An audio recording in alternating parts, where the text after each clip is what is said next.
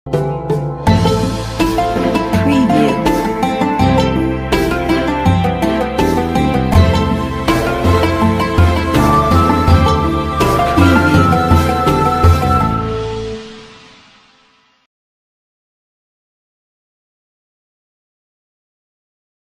Jadi kalau ada orang-orang barat yang mengatakan kita ini mengangkat dan menghormati hak-hak wanita, gitu kan, maka tidak boleh ada poligami. Kenapa perempuan harus berhijab? Kenapa perempuan lebih banyak ngurus rumah? Maka mereka coba mengangkat syubhat yang mereka sendiri tidak faham itu tentang masalah itu. Seakan-akan Islam datang menekan wanita, kenapa harus berhijab? Kenapa harus ada poligami? Kenapa harus cerai di tangan suami? Jadi itu yang disorotin. Dan para muslimah kalau tidak punya ilmu, mereka akan menanggapi negatif memang. Oh iya, kok bener ya gini? Maka ikut-ikutan akhirnya. Gitu kan? Terjadilah penolakan besar-besar terhadap hukum Allah Subhanahu Wa Taala. Ini bahaya sekali. Yang sedang anda tanda kutip demo Allah, pencipta langit dan bumi, bukan manusia. Ya? Bukan suami anda. Ini berbahaya. Kalau seseorang belum bisa mengamalkan, maka dia bukan menolak dan bukan memberontak. Gitu kan? Mungkin ilmunya belum cukup, mungkin imannya belum sampai ke situ misalnya. Maka kita harus hati-hati. Orang beriman akan selalu menyeimbangkan antara syukur pada saat nikmat ada dengan sabar pada saat cobaan ada. Ini seimbang. Bagaimana anda tahu konsepnya? Kalau anda mau nikmat bertambah, kesehatan, keturunan, pasangan, rezekilah secara umum ya, termasuk harta yang mungkin kita butuhkan untuk roda kehidupan kita, termasuk bersedekah misalnya di jalan Allah Subhanahu Wa Taala, kita butuh bersyukur. Allah Subhanahu Wa Taala mengatakan la in syakartum la azidannakum. Kalau kalian bersyukur, saya pasti akan tambah. Nah, ini harus berimbang teman-teman dengan sabar pada saat cobaan datang. Jadi antum harusnya atau kita ini mencintai cobaan tersebut sebagaimana juga nikmat pada saat datang, karena Allah memang mengimbutkan masalah itu. Kami pasti akan menguji kalian. Gitu. Diuji dengan nikmat, diuji juga dengan cobaan. Di sini ada pahalanya kalau kita bersyukur ditambah nikmat. Di sini kita akan dapat jalan keluar dengan bersabar. Bahkan Allah SWT menyebutkan tentang orang-orang yang masuk surga dengan sabaran mereka. Orang-orang beriman kita temukan mereka menikmati cobaan yang sedang ada dengan menjadikannya sebagai momentum terbaik untuk lebih bermunajat dengan Allah Subhanahu Wa Taala. Kalau orang sedang sakit, orang sedang ada masalah, dia merasa dirinya lemah.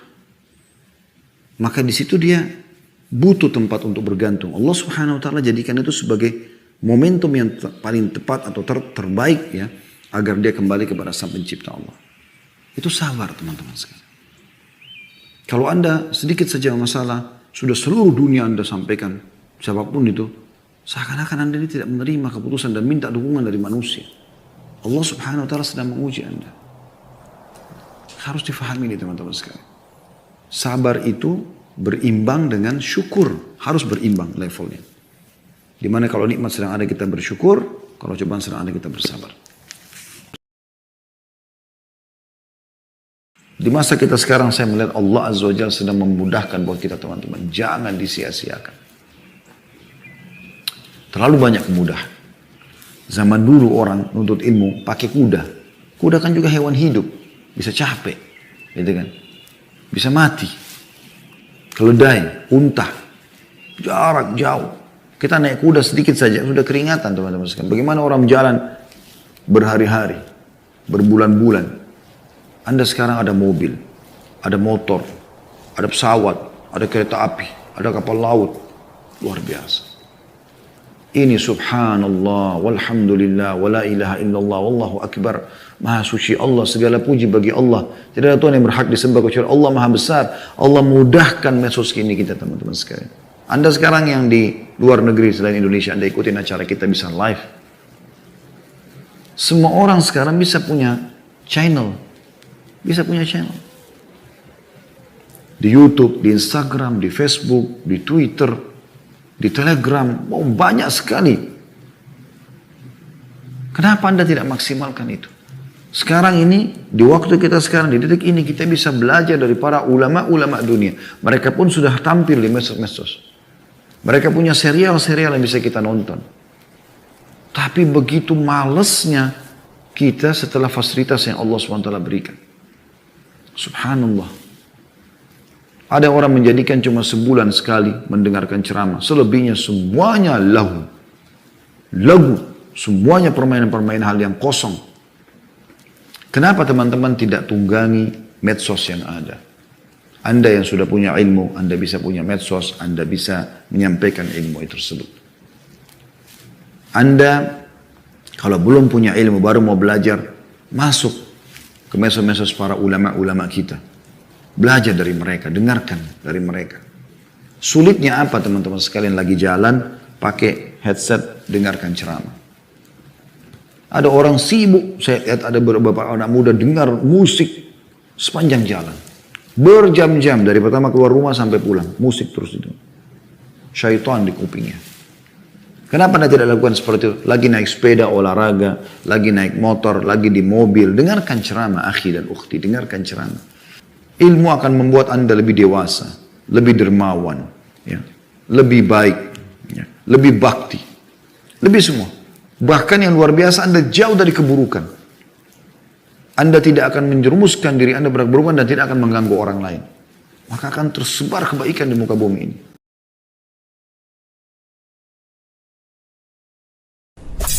Ada yang luar biasa, saya terus terang nangis untuk dengar kisah itu. Luar biasa, 2 orang anak muda Ansar. Saya setiap kenang kisah ini selalu nangis. Tidak bisa tahan, karena luar biasa. Anak 2 orang ini belasan tahun umurnya. Dan dua-duanya nggak bisa jalan, Bapak Ibu sekalian. Tidak bisa jalan. Luar biasa. Sudah sobek kakinya, sobek punggungnya. Bahkan dikatakan di bagian lehernya ada irisan. Gitu kan. Kesakitan. Dua-dua ini diturunkan dari kuda, ditidurkan. Adik kakak nih. Tapi saya tidak ingat, namanya tidak disebutkan dalam kisah. Tapi ini kisah luar biasa. Dan kemarin kebetulan Imam Masjid Haram atau saya lagi umrah nyebutin kisah itu juga. Hampir satu masjid orang menangis mendengarkan kisahnya. Dia mengatakan, waktu sampai ke telinga adik kakak ini umurnya belasan tahun ya, di bawah 20 tahun. Kalau Nabi SAW memanggil seluruh yang hadir di Uhud untuk kembali berperang. Ini mereka nggak bisa jalan nih. Si kakak bilang sama adiknya, kita nggak bisa tinggal di sini nih. Rasulullah SAW sudah memanggil kita untuk menjawab panggilan Allah. Kata adiknya, bagaimana caranya kita merangkak? Bagaimana caranya kita ke sana? Nggak ada yang bisa nopang. Ini berdua lagi sakit. Mereka cuma tinggal sama ibunya. Lalu berkata si kakak, sekali saya seret kamu, sekali kamu seret saya. Mereka saling seret satu sama yang lain, Bapak Ibu sekalian, sampai di hadapan masjid Nabi SAW. Lihat bagaimana iman mereka kepada Allah Subhanahu Wa Taala, luar biasa. Dan ini tidak bisa kecuali kalau dipaksakan. Kalau tidak dipaksakan nggak bisa. Semoga Allah SWT jadikan kita orang yang selalu memaksakan diri untuk ibadah. Karena kalau tidak, kita nggak paksakan, kita akan mati dalam keadaan konyol dan menyesal. Karena tingkatan-tingkatan di surga akan hilang. Percuma.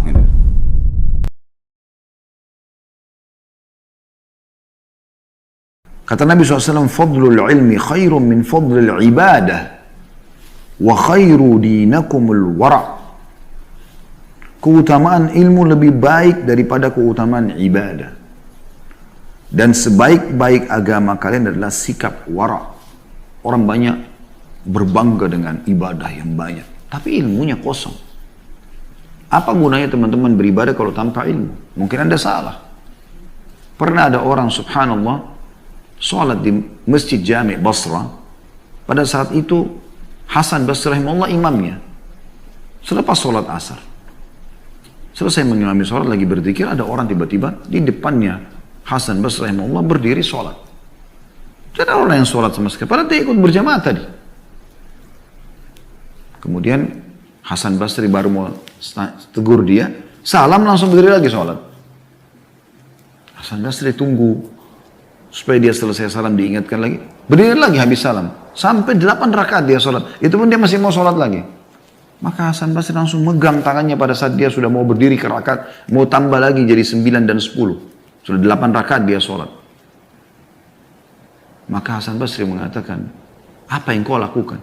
Orang itu langsung spontan berkata apa? Karena suka beribadah tapi nggak punya ilmu. Apa yang dia bilang? Apakah Allah akan menghukum saya karena saya sholat?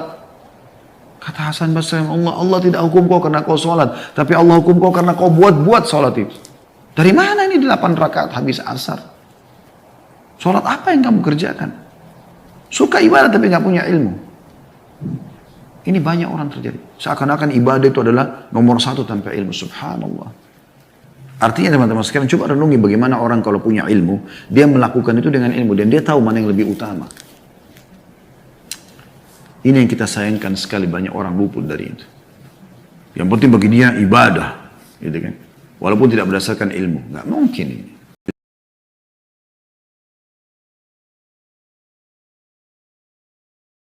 Ibu-ibu bayangkan kalau Allah memberikan cerai di tangan ibu yang dominasi perasaan. Kira-kira satu hari berapa kali ibu ceraikan suaminya?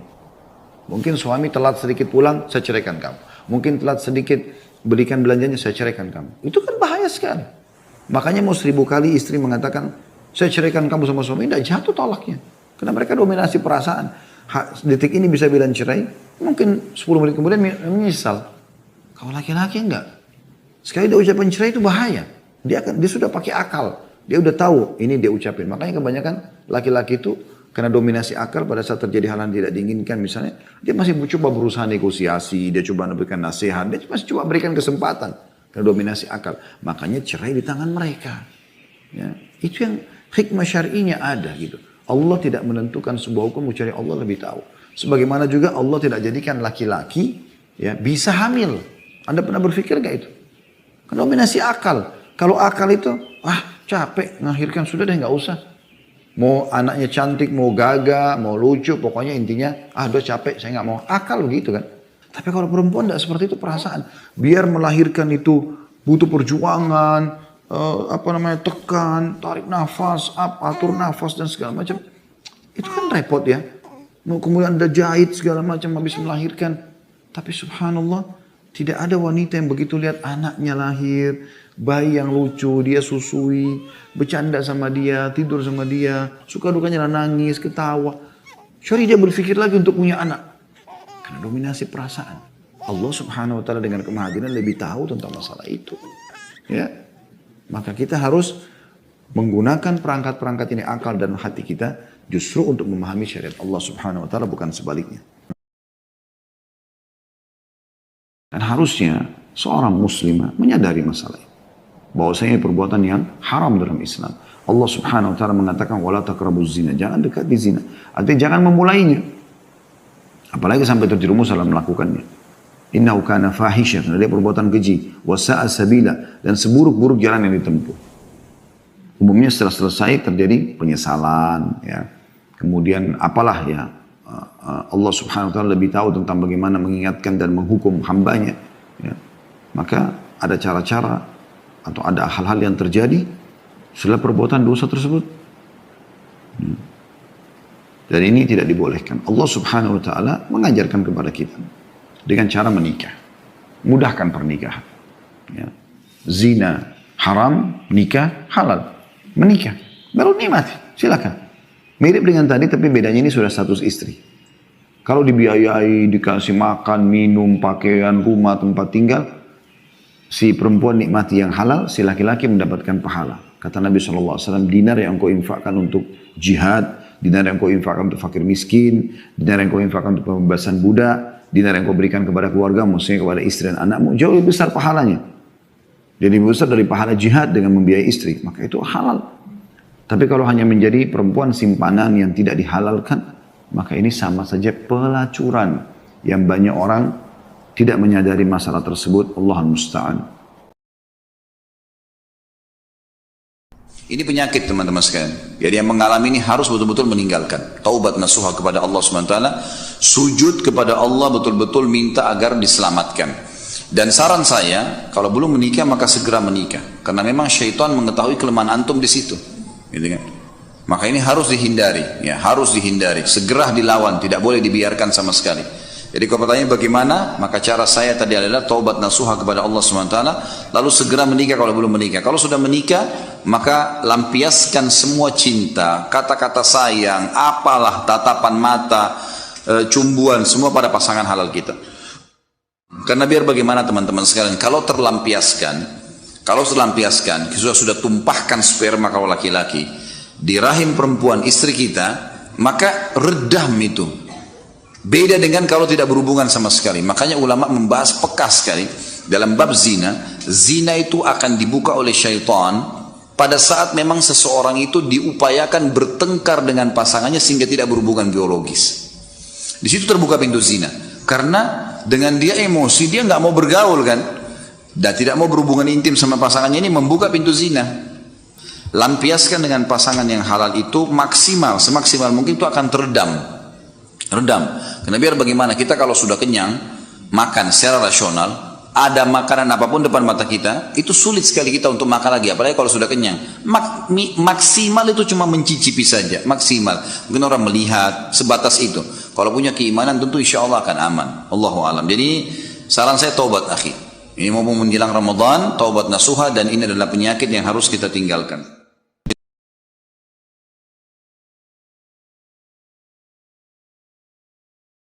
Satu tujuan hijab adalah agar mereka para wanita tidak diganggu.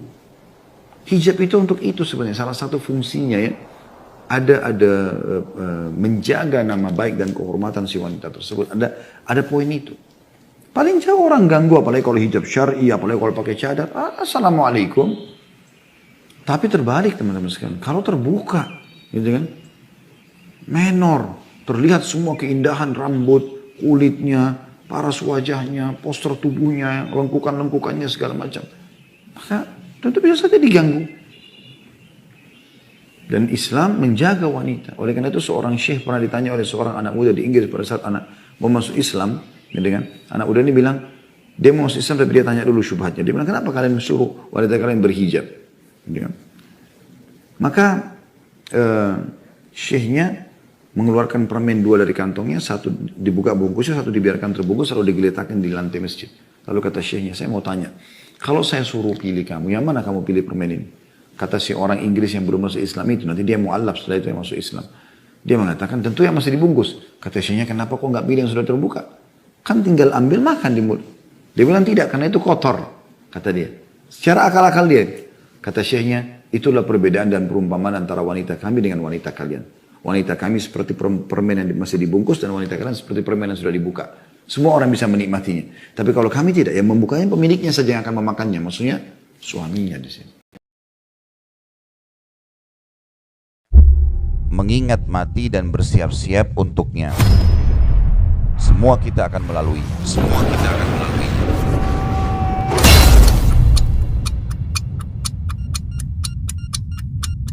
Mau sehat, mau sakit, mau tua, mau muda, kaya, miskin, dari keturunan manapun, semuanya akan melalui mati.